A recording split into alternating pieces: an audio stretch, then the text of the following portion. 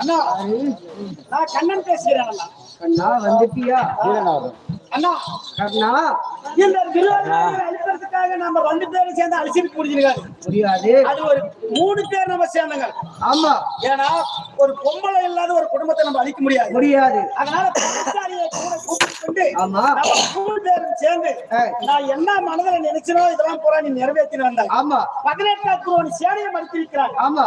ஆனா யார் யார் எப்படி எப்படி கொல்லணும் என்று சொல்லி துரியோதனாதிகள் தாய் மாமனாகவே பகையை உதட்டில் உறவு வைத்துக் கொண்டு நீ அந்த இடத்துல மாமனாக இரு என்று சொல்லி நான் உன்னை அனுப்பினேன். பாண்டவர் பக்கம் நான் இருக்கிறேன் என்று சொன்னேன்.